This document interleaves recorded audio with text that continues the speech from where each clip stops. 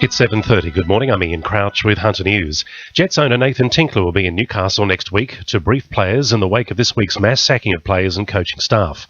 The former billionaire says he makes no apologies for dumping the 5 players, including captain Q Yalines and former Socceroo Joel Griffiths, saying the club is in desperate need of a change of culture.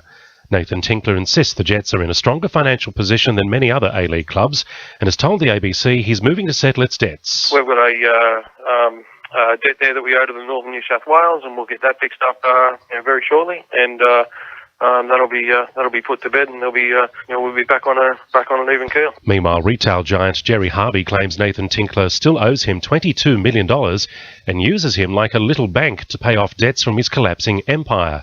So far, the Jets owner has paid back Gerry Harvey $37 million. A 26-year-old man will face court in April over separate armed robberies in Western Lake Macquarie.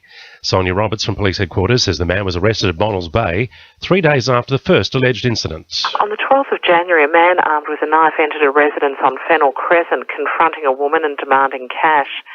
He fled the scene, allegedly taking a cash tin and a mobile phone.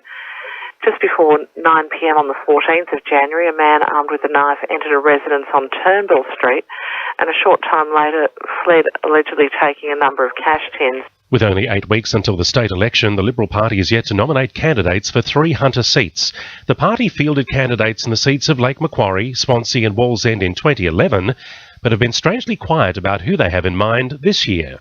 Wallsend MP Sonia Hornery says voters in these seats should have a choice. It's about having a candidate that will come out and espouse the Liberal policies. That's important to the community, and it's something that I can listen to and work off as well. So it just reflects the Liberals' lack of interest in the Hunter, and we do need to make sure that we have a variety of candidates for people to elect on election day. Hunter New England Health is worried about the number of Ross River virus cases this month.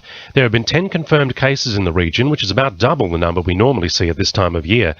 Hunter New England Health is urging us to cover up when we go outside and use a good quality insect repellent. The University of Newcastle will host the first stage of the Daddy program, which hopes to improve the relationships between fathers and daughters while also empowering young girls towards better physical and mental health. The program has been developed on the back of research which saw a strong link between physical and mental health, on top of statistics which saw the participation of young girls in sport at a dramatically low level when they enter teenage years.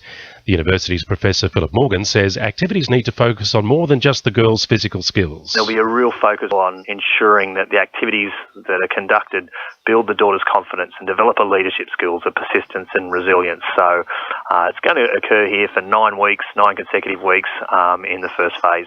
Now with sport, Annabelle Regan. Newcastle Jets owner Nathan Tinkler is once again in hot water after legal action has been threatened over the termination of 5 of the team's players.